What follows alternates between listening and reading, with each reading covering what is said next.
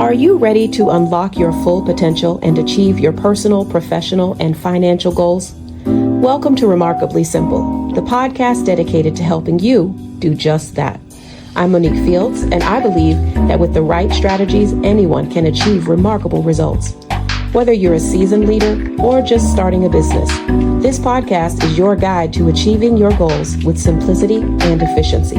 Let's embark on this journey together and make success simple. Hi, everybody. Welcome back. Moneke Fields here, and I'm excited and really privileged to introduce to you a special guest that we have with us today. Let me introduce Linda Eskay. She is an entrepreneurial coach and an international speaker. She has led over 50 transformational workshops and masterclasses and works with clients all over the world to help them increase and even double the revenues that they earn in their business. So I'm super excited to introduce her to you today. Welcome, Linda. Thank you so much for having me. I'm really excited to be here. Yes, I think this is going to be such a great conversation. So I do too. I've got a first question for you, and it's a little bit about your background. So if you could just tell us who you are and what it is that you do, I think that would be a great way for us to start. Who am I? So the identity has changed quite a bit over the last 6 years, coming from corporate environment for several decades, where I was convinced as a young adult that that was the path to success. And as long as I had 401k and dental, I was on the right track. Right. So I traded a lot of money and I traded my freedom for a track that was not aligned with my soul. And I was blessed 6 years ago with a layoff. And since then have been on this amazing, incredible personal development, professional expansion journey of finding something that aligns with who I am, my core values, which is human connection and raising humanity and helping others really move into fuller expressions of themselves. So recognizing that every single human on the planet is different, unique, has a unique history, unique soul, unique visions, unique dreams, unique baggage. It's about being able to really connect with another person. And I feel like that is a gift of mine, just really listen and hear them and know what their dreams are and what their struggles are and what they really want out of life. And so who I am is someone who shows other people their light, who helps them bring their light out. And as long as we are shining our light as brightly as we can, we will attract others into our world who want to sit beside us and hear our story. And then they are inspired to go share their story. So I'm kind of a journey woman of sorts, a guide, because I really believe that we're all here for a reason and that we can live a life that we love by creating it from our own soul and our own heart. So that's really beautiful. I love that you share how you spent many years, the majority of your years, well into adulthood, working in corporate America and following a very traditional path. And you just touched a chord with a subject that I love to discuss with people, how something like a layoff, I heard you describe it as a blessing, that it was a gift that was given to you. So that's very exciting. And now it sounds like you are dedicated to establishing connection with people and walking beside them to help them discover whatever success and freedom looks like for them as an individual. That's great. Yes. So tell us a little bit about who you work with. What kind of work are you doing when you are working with entrepreneurs and you've led transformational workshops? What are some of the focuses of the work that you do with individuals? Yeah, the journey has led me to want to help entrepreneurs, solopreneurs, business owners, the small mom and pop shops, really that have small teams of people working with them, and that could expand and change too. But for now, this is where I feel really comfortable because I'm being shown so many of their struggles that they have, and when I am able to peel back the curtain and shine a flashlight in their blind spots, and they can see exactly where the story that they're telling themselves in their head is coming from and how that is creating their reality. So several people I've worked with have a belief that business slows down at this time of year every year. Mhm. And it's scary for them because they have a busy season, so they're hiring people knowing that come fall or winter they're probably going to be laying these people off, and it pains them deeply because they know these people have families, and it, you know, but this is the cycle that they're in, and the story they're telling themselves is we get slow every time of, you know, every year this time of year. And it's a self-fulfilling prophecy. And then when I can help them see where that story came from, like maybe they had it in their childhood, and the parents were in a business that seemed cyclical and seasonal, and they heard all the time, we get slow this time of year, and we're busy this time of year, and we slow this time of year. And then we're seeing layoffs happening. Maybe their parents were ones that were being laid off in those cyclical times. So it's a breakthrough moment when somebody can see where that comes from. And it helps them shift into more empowering states and more empowering beliefs of, we don't have to be busy or slow this time of year. We can have we can have, we'll live without the revenue fluctuations is my point, right? And not only experience more of a calm throughout the year, but also raise the revenue by raising their, their thermostat for financial abundance. So that's really where I have found is a powerful place to be, because it not only helps the revenue, the bottom line for the business. I've seen it improve the marriage, the relationships between the parents and their children, especially the children who are coming up in the business and will one day take over the business. It's really powerful to see that ripple effect, and these things affect their health. They affect their inability to invest in their business or take risks or just whatever, and so being able to help them get get off the hamster wheel, it's been just lights me up. So Yeah, I think couple of things there. The first being that I know exactly what you mean, and it's really fun and empowering when you can help somebody see the interconnectedness in their life, that, perhaps addressing something like a limiting belief that you help them uncover that they've got, that's sort of leading to limitation that they're operating from, mhm. and how that is likely to have an impact on every other area of their life just because of the ease or the freedom that they create with that one shift that they find that they're able to make. I think that's one very encouraging thing that's so powerful.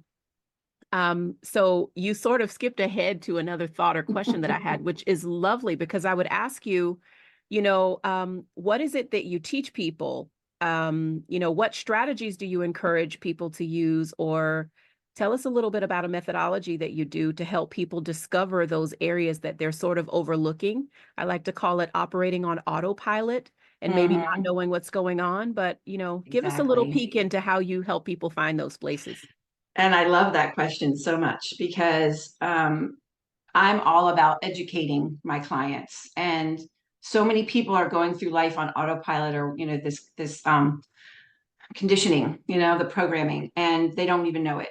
And so what is that causing? It's creating frustration on such massive scale because they don't know how to shift or how to change or how to um, just make changes in their life that are meaningful. And when I can help them understand how their brain works, how the quantum field works, and how our brain is simply emitting frequencies based on our model of the world, based on our belief system, which is deep and their talk show, but our beliefs about ourselves, how worthy we are, whether it's safe to speak up, like all of these things are embedded in our subconscious, and our subconscious is always screaming much louder than our conscious mind. Mm-hmm. So it's not about what we say, it's about how we feel. So if we understand that back and forth, and that nature and the universe require homeostasis and balance, everything else can fall into place, because we can move from a state of high entropy, which is the chaos and disorder and lack of focus and frustration and procrastination, all of that, into a state of ease and flow, and where we're actually creating. Because from that state, we are activating our reticular activating system, which is now acting, more like a radar and finding things, pulling data in from the quantum field that we actually want, and things that match higher frequencies. So it's a matter of, you know, raising your frequency by lowering your disorder, your state of disorder, and then automatically you will start experiencing synchronicities and opportunities, and life just gets better. And it almost seems magical, but when you understand the law of balance and the laws of the universe and how they work, you can start to calm down and have more faith and trust, and just surrender yourself to that higher power, which means emerging. It doesn't mean, just giving up and throwing your hands in the air. It means understanding that there's power when you merge yourself with that larger system. God's I angels, universe, right? Source energy, whatever anyone wants to call it. We know there's something greater than us that's helping us and supporting us. I do agree with you about the law, so to speak, and the order of things. And to your point, it does seem like perhaps it's magical, but it is very scientific in the sense that, like we were all trained in scientific process in elementary school, it is a set of somewhat logical steps that follow when you can lower your amount of chaos and the random inputs that you are operating under and maintain your state, then it gives you access to, as you mentioned, so much more creativity and possibility. Mm-hmm. When you're not in this, I think the way that we normally talk about it is being reactive all the time, right? Like we're Mm-hmm. constantly at the effect of what's going on around us, and learning how to be more consistently in the state that we choose can be very empowering, because when Mm-hmm. we are aware of our state and can maintain the state that we choose, despite the things that we face, we're better able to have access to possibilities that are literally always around. But when we're losing it, we don't see those.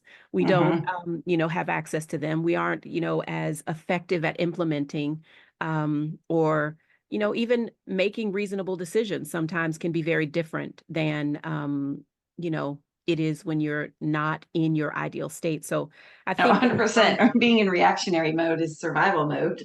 So right. making decisions based on survival is no way to create. It actually is probably the least, we think about survival like a badge, but to be able to get out of survival mode, which is not our ideal operating state, we're grateful for the ability to survive and to, use survival strategies, I guess, to make it through hard times when we're caught by surprise. But ideally, we would be able to shift into a position that gives us better, I don't want to use the word control, maybe you have another one, but to be able to operate from a more optimal state, a higher frequency, a better position. I think then, to your point, that we're more able to be in flow, and as you already said, just have access to all of the possibility and the creativity that is available to us at any given time. So I appreciate that as a strategy that you share with people that you work with that helps them find the places where they can shift. And it definitely makes sense with what you spoke about earlier in terms of helping an individual not feel like they are a victim to the typical cycles that might happen in their life, their business, their industry, and finding a way to establish more calm throughout, the year, and to live from that place. So I think that would be very useful. Um, and I can imagine people really appreciate it when they get to the place that they can master that.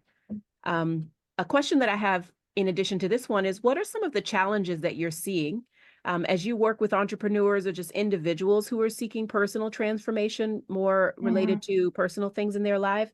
And how do you suggest that people navigate some of those challenges?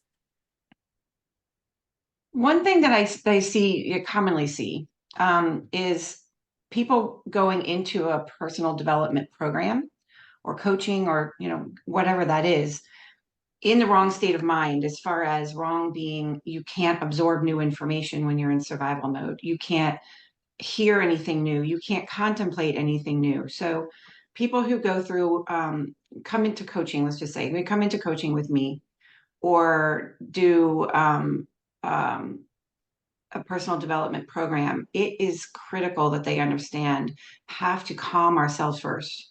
You know, whatever that means. It can, and that's another talk show too, right? But being able to put yourself in the driver's seat so that you have that empowerment and you are in a state where your brain is ready to receive new information, process new information, because otherwise you have this belief system and just nothing new is coming in. It's getting bounced out as soon as it hits, you know, your consciousness. And so I think that that's key. I think that's been one of the biggest ahas for me, is realizing why people are so frustrated, and also they don't really know exactly, they don't know how their brain is working with the quantum field. And once they get that clarity and they understand that everything is about balance, they understand what the story is over here that is playing out in their life, and they can have the aha moment and then shift the story, and then their life changes. It's just, it has to, it's law.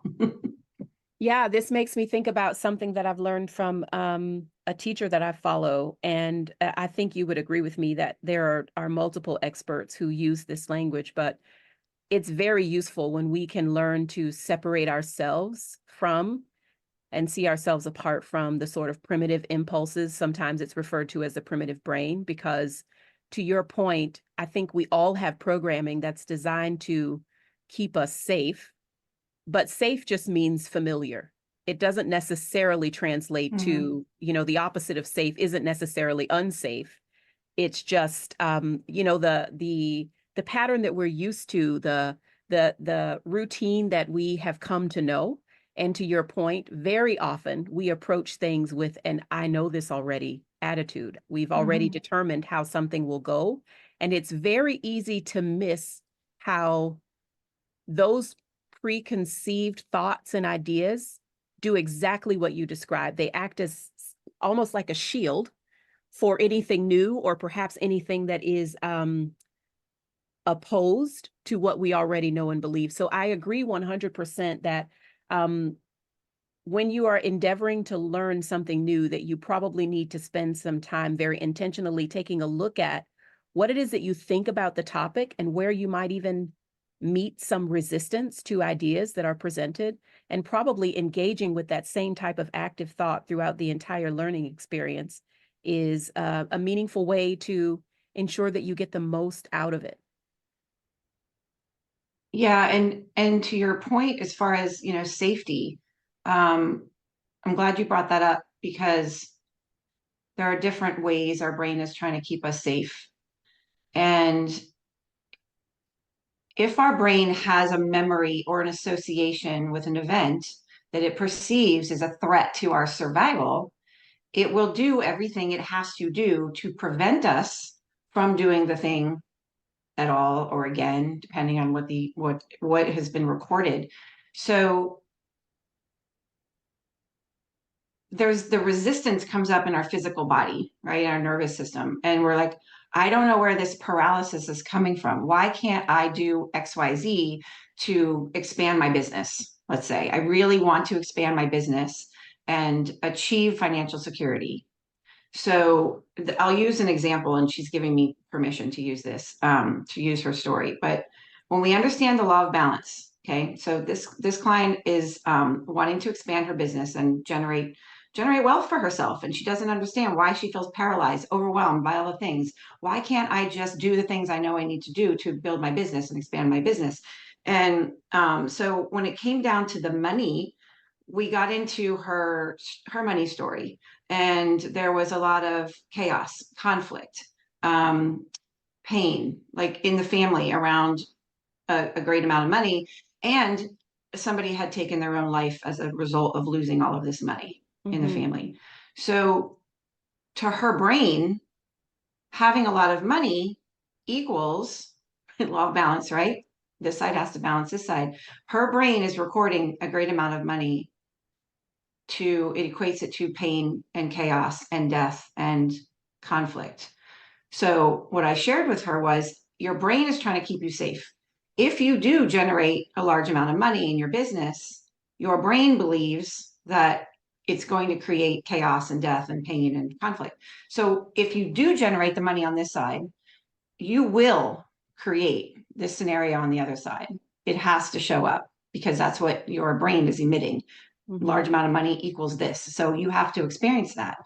And she just kind of had a breakthrough moment of, oh my God, Linda, I already did that. And I said, what do you mean? She said, I built up a lot of money or professionally. And then this opportunity came and it wasn't aligned with who I was. And my ego took over and I thought I'm going to make a lot of money. I sunk everything I had into that and I lost it all. Mm. And she was so depressed, she almost killed herself. So it was like this, oh my God, now not only does her brain have the association from her family and her upbringing, it also has recorded the fact that she has experienced the same thing and almost took her life. Her brain is going to do whatever it has to do to keep her alive. Mhm. And once she recognized that, made the connection of where that paralysis was coming from, it changed everything overnight. Everything changed for her. It was amazing. But that's where the safety part, as far as our brain is concerned, has one job to keep us safe and alive. And we don't know the stove is hot until we touch it. And then we will go to our grave to 100 years old, not ever touching a stove again intentionally because Mhm. our brain is creating that resistance when we try. And there are times where avoiding what our brain perceives as danger is very useful. And there are equally possible Mhm. times where we've associated a danger or a harm or some sort of negative effect. And it is not universally true. And it doesn't serve us for our brain to be helping us to avoid those things.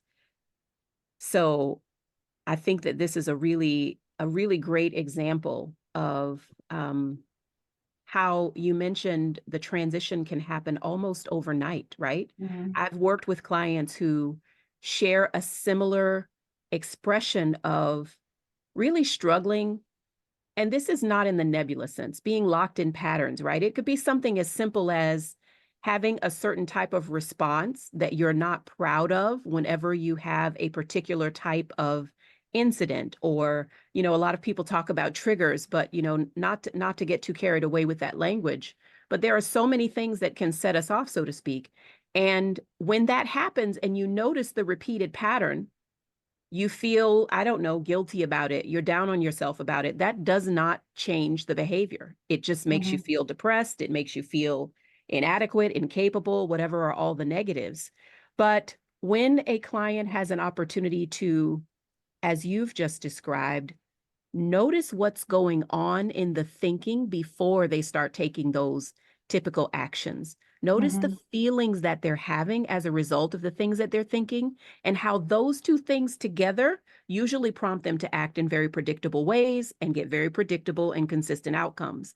That, just for me and in the experience that I have with my clients, the practice of being aware and noticing what's Mhm. going on with you. What am I thinking in this moment? And how is Mhm. this making me feel? Creating Mhm. that teeny tiny space of separation between whatever it is that you normally do to react that creates the results you experience. I have observed that with my clients and experience with myself, how only the act of noticing can make such a significant shift in what we typically do that can sometimes seem impossible to change. And back to your point about being able to shine a flashlight, as it were, with someone, it can be challenging to notice your own blind spot. So I think that this is one way that it's very helpful for you to partner with your clients and walk alongside them as they're talking about what's happening. It's like there's an extra pair of eyes digging through the closet so that we can figure out Right. what's going on here. And hey, did you notice this box? And it's like, yeah, I usually avoid that box. I don't like looking in that box. That box has the unpleasant memory. That's the one we might need to try to figure out how it's affecting what's going on. So I appreciate the um, business related and very practical example that you share about, your client's experience with kind of not understanding why she was hesitant to move forward, and helping her to figure that out. I'm imagining she went on to make good decisions and not avoid opportunity based on her previous experience. Would you say that that's the way that it worked out? Yeah, it's like seeing a client in this vision I have of a stripper jumping out of a birthday cake. Oh, They're good just gracious. like, oh my God, they feel alive, they feel free, they feel unencumbered, and they feel empowered. And so they know they need to do this or go, speak at this event or create this online, and they just do it. There's no paralysis and there's no fear anymore because they've shifted the story about money, and it's just about understanding where that fear is coming from. And many times it's false. It's not even ours, you know? Yeah, so we've heard this phrase many times that knowledge is power, and I think we've heard opposition to the phrase as well because there's sometimes a gap for us between what we know and what we do. And Mm-hmm. in this instance, we've got knowledge with understanding, and I think that can be very empowering, right? As it relates to finding where you've been limited and sort of setting yourself free to take the action that you desire to take and get better results. Yeah, I mean, even just take the simple thing of, because there's so many things our brain is doing, but if we simply take the pattern of perfectionism, so many of us feel like we have to work so hard and so long on something, and it has to be perfect. And we go over it and over it and over and over, and we set it aside and we go eat dinner and we come back and we go, I don't like that part. And you change it and come, and it takes 2 weeks to get something done where you could have just pushed it out in 30 minutes and So we hear done is better than perfect all the time. And it's not that simple for many people who have grown up in critical environments with critical parents, and even ones that aren't overly critical. It's a matter of requiring unconditional love. And oh, you didn't do the dishes right, or you didn't fold the laundry right, or you didn't mow the lawn right. These are all criticisms that are coming, from seemingly well-meaning parents, of course. But sometimes, we grow up in really critical environments. So if I'm not perfect, if I don't do this the way that mom and dad want, I won't get love. And so that perfectionism, that need to be perfect all the time, is recorded. Like, you won't get love if this is not perfect. And we're living in our life trying to figure out, well, what does Monique think is perfect? What does that client think is perfect? What does that prospect think is perfect? How do I possibly know what you believe a perfect mother looks like, or a perfect wife? And I'm showing up trying to, be who you think is a perfect wife and mother so that you love me. And that's what we're doing all the time. And so I can just help somebody understand that and get out of that cycle of perfectionism, that is like, talk about a light bulb moment, freedom from that, Yeah, you I know? think the way I can relate to this is very often, certainly for me as a child, as you speak about critical environments, or maybe another way to interpret that would be strict environments, right? That Sure. it can be very limiting. And Mm-hmm. initially it's the limitation from the others, but at some point it transitions into limitation or criticalness that you hold for yourself. You adopt that. And I think we both, subscribe to this idea that we need to be free of the opinions of other people. That doesn't mean that we don't acknowledge when we get good feedback or respect what other people say, but when we are more concerned about the opinions of other people as it relates to our work, it can be very limiting. And I think, to your point, um, breaking free of the limitations, being able to notice where they are, is another way that individuals can find space to breathe and then move and take action in ways that are really authentic and aligned with the goals and dreams that they have for themselves. And Mm-hmm. again, be very, very empowering. I think all of this conversation is just so rich. And to your point, we could take several of the topics we've discussed so far and have a whole other show just about the one concept. So maybe we should do Right. that. Maybe we should But do that. We'll make a individuals, series. exactly. Individuals who want to follow Linda Eskay and learn more, where would they do that? How would you suggest that they find you? I am very easy to find. My website is lindask.com. Know that as of today, it is live. It is under development. My designer is in Spain.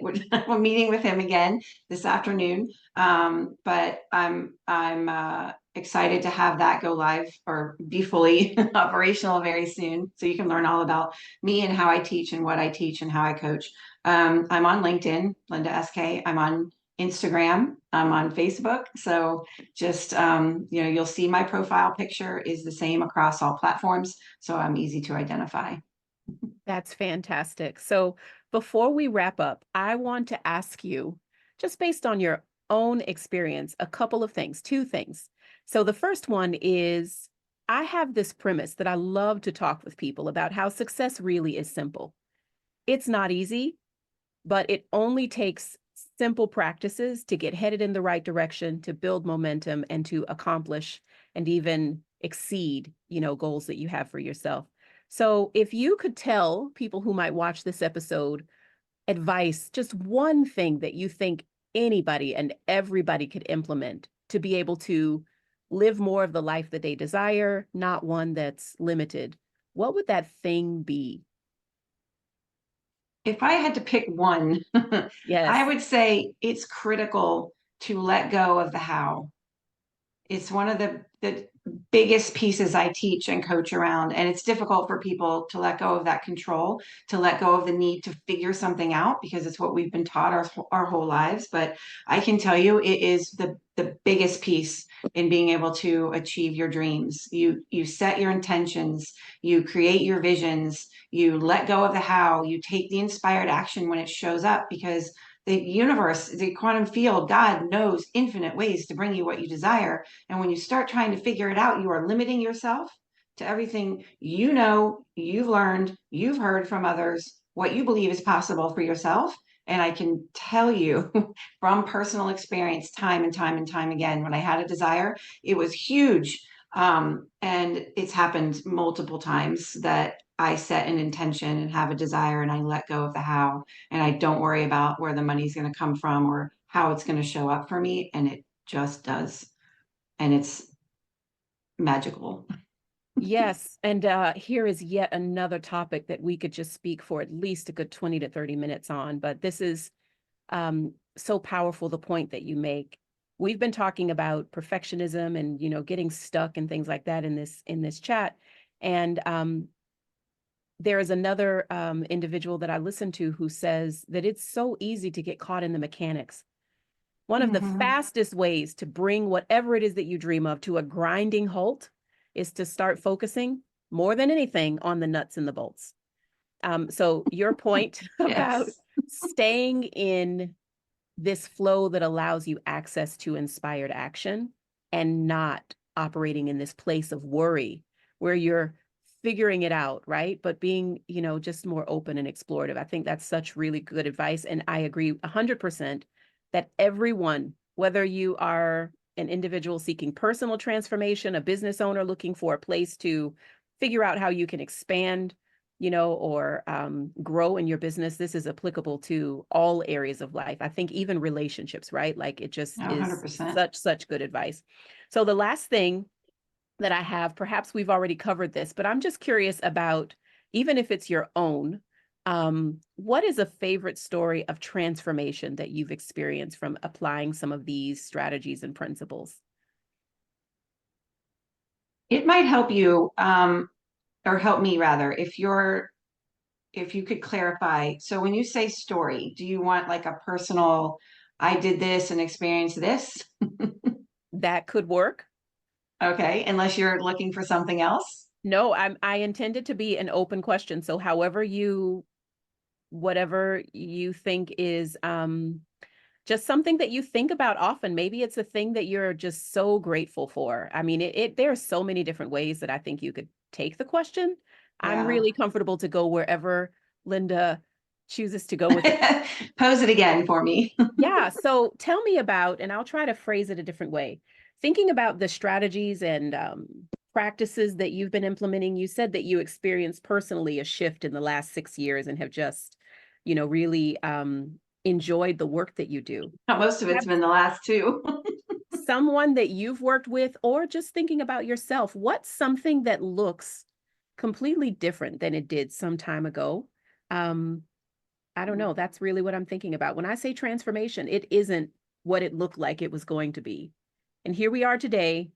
And I know in my life, I have several things that I look back on regularly, and I'm just like, wow, I didn't see that coming. And now that I am borrowing the phrase that has been stated over and over again about Steve Jobs' words, sometimes you can't connect the dots as you look forward, but you can always connect the dots looking back, right? When you look Mm. back over your shoulder and you think, it's kind of neat the way that came together. What's a favorite story you have? It is kind of neat to put it in a nutshell. It's just it blows my mind. It truly blows my mind. And people a lot of times I think are searching for a definition of transformation, and it's different for every person. The key is getting to the place of ease and flow so that you're comfortable with how your river bends and where it takes you. So for me, in my heart and soul, my entire life, I always dreamed of world travel and never experienced it. And I laugh that, I was 53 when I finally discovered what I wanted to be when I grew up, because I started coaching when I was 52, 53. And oh my God, this is amazing.